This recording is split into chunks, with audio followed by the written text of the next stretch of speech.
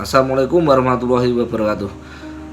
Mungkin sudah telat saya jika membahas masalah ini, namun daripada menjadi beban pikiran, mending disampaikan dengan tujuan agar kita berpikir bersama, tidak saling menyalahkan dan selalu berpikir positif di tengah situasi pandemik yang belum ada tanda-tanda berakhirnya.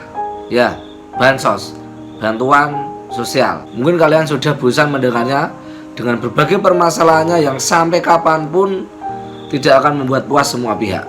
Yang saya tahu, tidak hanya masyarakat yang kecewa, ada juga pemerintah desa yang dipusingkan dengan adanya bantuan sosial ini. Oke, seperti biasa, disclaimer dahulu. Yang pertama, video ini adalah opini saya sendiri, jadi semua materi dalam video ini menjadi tanggung jawab saya. Yang kedua, video ini tidak ada maksud untuk menghasut, menyebar kebencian atau menentang kebijakan pemerintah. Justru melalui video ini kita sama-sama memahami masalah-masalah yang terjadi di seputar bantuan sosial ini.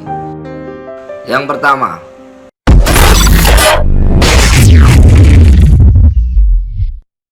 sumber data penerima yang kurang valid. Sumber data penerima bantuan yang kurang valid ini diakibatkan dengan adanya acuan yang belum sempurna, yaitu DTKS, Data Terpadu Kesejahteraan Sosial. Ketika DTKS atau Data Terpadu Kesejahteraan Sosial Kabupaten Pati ini masih dalam tahap pemutakhiran dan validasi, sudah terjadi gelombang pandemi dimulai bulan Maret kemarin. Tentu ini menjadi masalah besar karena DTKS merupakan database terpadu yang seharusnya bisa menjadi acuan penerimaan bantuan sosial. Yang kedua,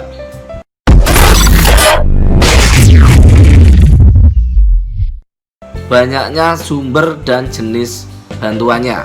Banyaknya sumber bantuan juga menjadi permasalahan sendiri, karena penentuan siapa yang harus masuk jenis bantuan ini, bantuan itu tidak disampaikan secara terbuka. Tahu-tahu masuk bantuan BST, tahu-tahu kemudian bantuan JPS, dana desa, BSP. Ini sumbernya sangat banyak sekali.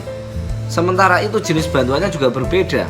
Ada yang uang 600.000 selama 3 bulan, ada pula bantuan sembako senilai 200.000 selama 9 bulan. Jadi ini membuat masyarakat tidak puas, kemudian juga saling iri. Yang ketiga,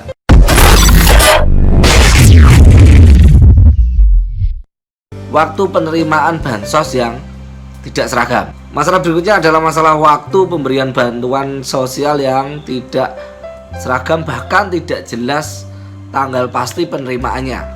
Kapan saya dapat bantuan sementara yang sana sudah dapat bantuan? Akhirnya timbul masalah dengan pemdesnya. Tahu-tahu keluar. Terus membuat asumsi, wah kalau begitu jika Pemdes ini dimarah-marahi, nanti bantuannya keluar. Ingat, sampai kapanpun kamu marah sampai tahun depan kalau datamu nggak terdaftar di dalam data penerima bantuan, tentu tidak akan mendapatkannya. Belum lagi ini yang JPS Kabupaten Pati yang sampai saat ini belum turun, padahal sementara yang lain sudah turun tahap yang kedua. Ini tentu menjadi permasalahan bagi penerima JPS yang terdaftar di JPS, merasa diabaikan dan tidak diperhatikan. Yang keempat,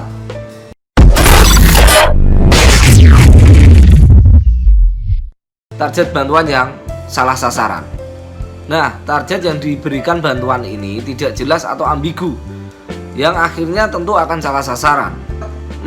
Pemerintah pusat menyatakan salah satu syarat bantuan sosial tunai yang non-reguler untuk dampak COVID-19 ini diperuntukkan bagi orang-orang yang berpotensi kehilangan mata pencahariannya akibat pandemi COVID-19. Sesuai syarat ini, tentu orang yang paling terdampak sejauh ini adalah orang-orang yang bekerja di sektor industri kreatif. Teman-teman seniman, baik itu musisi biduan, kemudian seni ketoprak, wiaga gamelan, wayang, kemudian juga perias pengantin, dekorasi, sewa sound system, tukang foto video, kemudian persewaan teratak dan sebagainya. Tentu ini menjadi orang yang paling terdampak dan harusnya mereka menjadi prioritas utama bantuan tersebut. Tapi pada prakteknya ini susah diaplikasikan. Karena apa? Ini tidak menjadi generalisasi ya. Misalnya ada seorang perias yang kebetulan secara ekonomi kaya, mapan. Apakah dia berhak mendapatkan bantuan? Kalau merujuk pada persyaratan, tentu dia berhak mendapatkan karena dia betul-betul mata pencahariannya terhenti total karena pandemi 19. Namun secara ekonomi dia mapan. Sementara ada juga musisi yang betul-betul menggantungkan mata pencahariannya pada penampilan panggung.